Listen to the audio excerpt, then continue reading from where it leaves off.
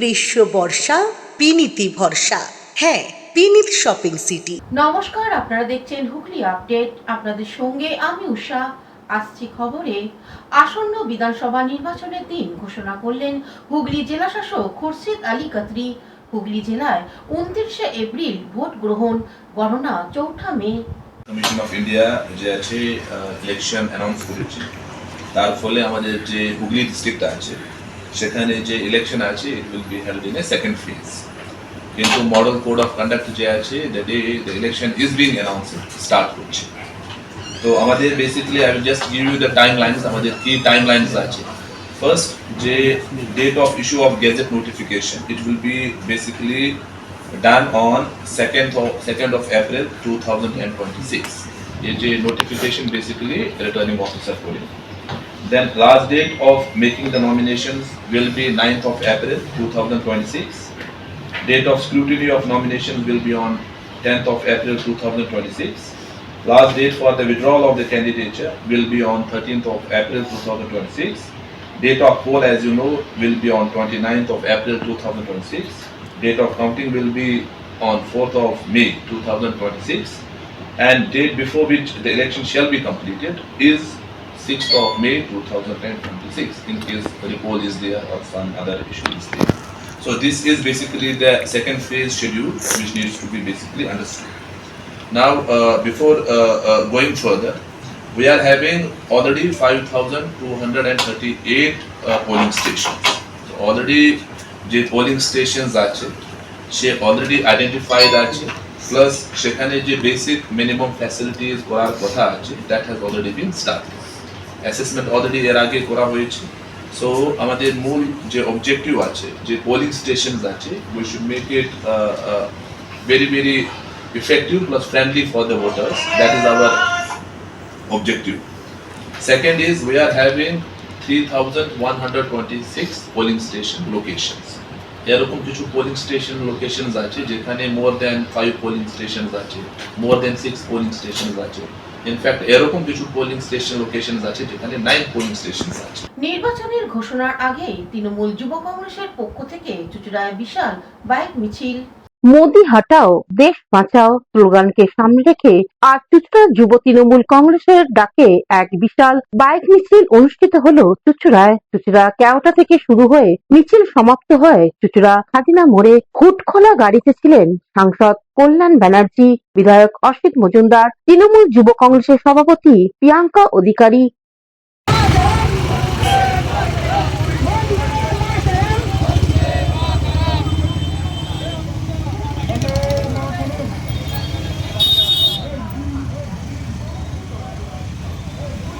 হুগলি থেকে পানুপালের সঙ্গে চন্দনা দত্তের রিপোর্ট, হুগলি আপডেট। রাজনীতির ঊর্ধ্বে উঠে চুঁচুড়ার তৃণমূল সমর্থিত বিধায়ক অসিত মজুমদার ফরওয়ার্ড ব্লক নেতা প্রবীর রায়ের স্বাস্থ্যের খোঁজ নিলেন। চুঁচুড়ার ফরওয়ার্ড ব্লক নেতা প্রবীর রায় অসুস্থ, বেশ কিছুদিন হলো হৃদরোগে আক্রান্ত হয়েছেন। রাজনীতির ঊর্ধ্বে উঠে আজ চুঁচুড়ার বিধায়ক অসিত মজুমদার প্রবীর বাবুর বাড়ি গিয়ে শারীরিক খোঁজ খবর নিলেন। বিধায়ক অসিত মজুমদার বললেন, ওনার পাশে সবসময় আছি। আরে আমার পরিবারের লোক, এর সাথে রাজনীতির কোনো সম্পর্ক নেই। উনি অসুস্থ, কালকে পার্থ আমাকে বলল, আর দিব্যেন্দু এই ওয়ার্ডের কাউন্সিলর ছিল, দেখতে এসছি, ব্যাস এইটুকুই, সৌজন্য।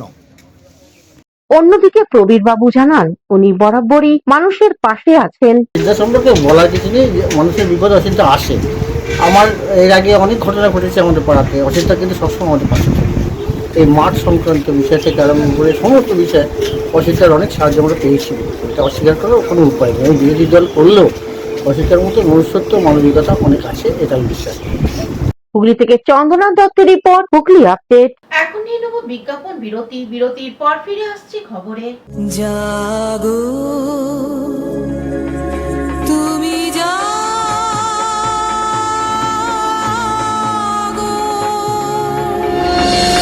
হুগলি রায়বাজারে আইনজীবী জয়দীপ মুখার্জির বাড়ির মাতা অন্নপূর্ণার পূজা অনুষ্ঠিত হতে চলেছে। এই পূজার প্রতিষ্ঠা করেন জয়দীপ বাবুর ঠাকুমা প্রয়াতা কমলা রানী দেবী। জয়দীপ বাবুর দিদিমা স্বর্গীয়া শ্রীমতী শেফালিকা সরকারের অনুপ্রেরণায় পরবর্তী সময়ে এই পূজাকে এগিয়ে নিয়ে গেছেন পিতা স্বর্গীয় শ্রী শৈলেন্দ্রনাথ মুখার্জি এবং মাতা শ্রীমতী মলয়া মুখার্জি। বর্তমানে এই পূজাকে স্বমহিমায় প্রতিষ্ঠিত করেছেন এবং শ্রদ্ধার সাথে বহন করে নিয়ে যাচ্ছেন এনাদের সুযোগ্য পুত্র শ্রী জয়দীপ মুখার্জি। আগামী ২৬শে মার্চ ২০২৬ বৃহস্পতিবার মহাষ্টমীর পুজো অনুষ্ঠিত হবে। তৎসহ মহাবগলামুখী সপ্তশতী মহাযজ্ঞ অনুষ্ঠিত হবে। উপস্থিত থাকবেন ভারতবর্ষের বিভিন্ন খ্যাতনামা দিকপাল ও পণ্ডিতগণ। সকলকে জানাই সাদর আমন্ত্রণ।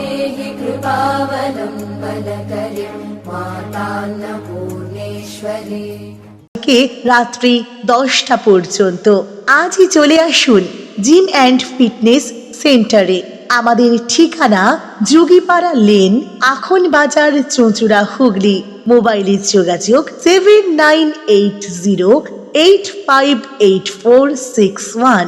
Gym and fitness centre is a holistic weekend destination for friends, family, and couples and offers magic to soothe your body, mind, and soul.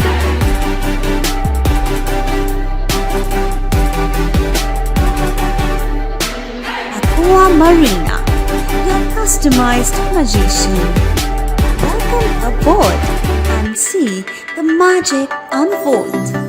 শীত, গ্রীষ্ম, বর্ষা, পিনিতি ভরসা। হ্যাঁ, পিনিত শপিং সিটি। যে কোনো মরশুমের রেডিমেড জামা কাপড় পাওয়া যায় একই ছাদের তলায়। ছোট থেকে বড়, পুরুষ, মহিলা ও শিশুদের একমাত্র নির্ভরযোগ্য প্রতিষ্ঠান। শীতকালীন যে কোনো শাড়ি, জিন্স, টপ, কুর্তি, চুড়িদার, পাঞ্জাবি মানেই পিনিত শপিং সিটি। আখন বাজার, চুঁচুড়া, Hooghly. Amala nursing home. Enjoy a weekend at Vedam, the paradise of peace. A home away from home.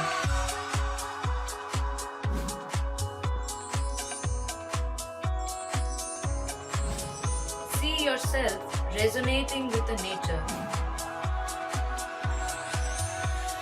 Vedam welcomes you to create your best memories.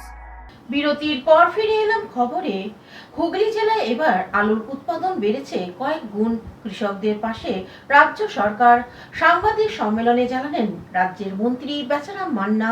এবারে রাজ্যে অনুকূল আবহাওয়া থাকায় আলু চাষের উৎপাদন ব্যাপক বৃদ্ধি পেয়েছে এবং এটা সর্বভারতীয় ক্ষেত্র।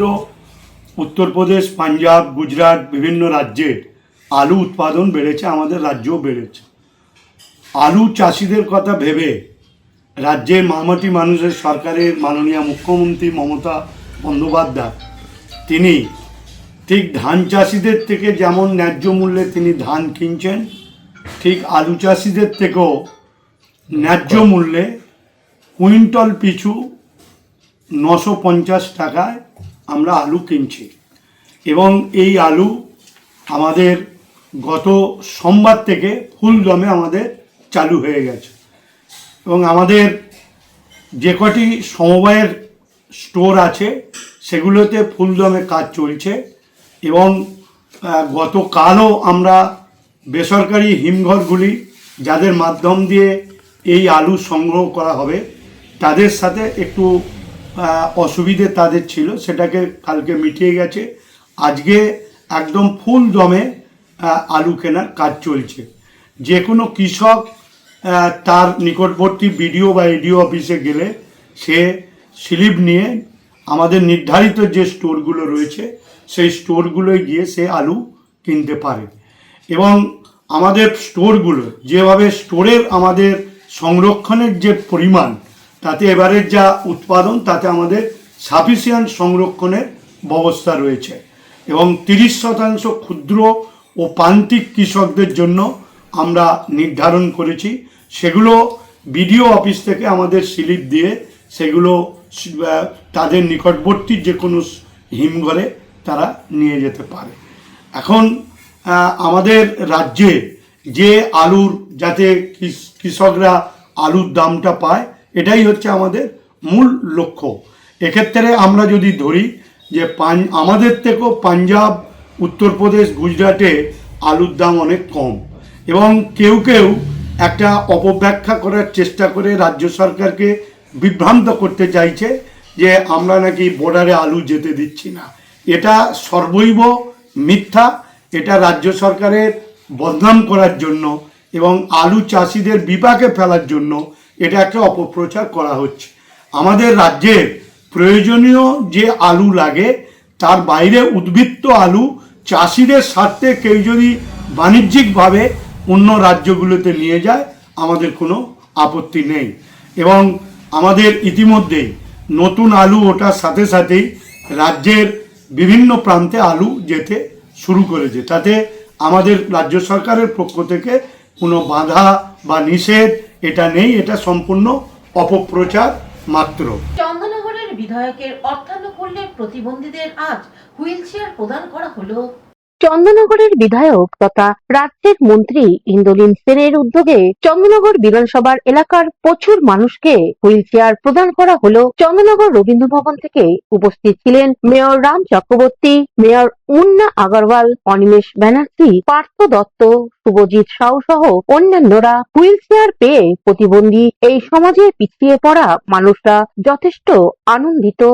বিশেষ চাহিদা সম্পন্ন ব্যক্তি এরপর আসবেন হুইল চেয়ার, মায়া দাস এবং এবং শ্রবণ যন্ত্র হিয়ারিং এড এগুলো আজকে আমাদের চন্দননগরের মাননীয় বিধায়ক মায়া দাস, সম্মানীয় মন্ত্রী সুখসলানন্দরা 14 নম্বর ওয়ার্ড রঞ্জিত দা, রঞ্জিত দা একবার এখানে আসুন। এটাকে একটু এগিয়ে দাও। করা হলো, এটা একটা খুব শুভ দিক। গত বছরও উনি দিয়েছিলেন এইভাবে, কারণ এই মানুষগুলো তো তারা হুইল চেয়ার মায়া দাস, হাঁটতে পারবে রঞ্জিত না, দা এসো। যেতে পারবে না, এবং এই হিয়ারিং এডটা খুব বিশেষ প্রয়োজন, তাদের শ্রবণ যন্ত্র প্রয়োজন। হুগলি থেকে চন্দনা দত্তের রিপোর্ট, হুগলি আপডেট। এখনকার মতন খবর এই পর্যন্তই। প্রতিদিন দেখুন হুগলি আপডেট। নমস্কার।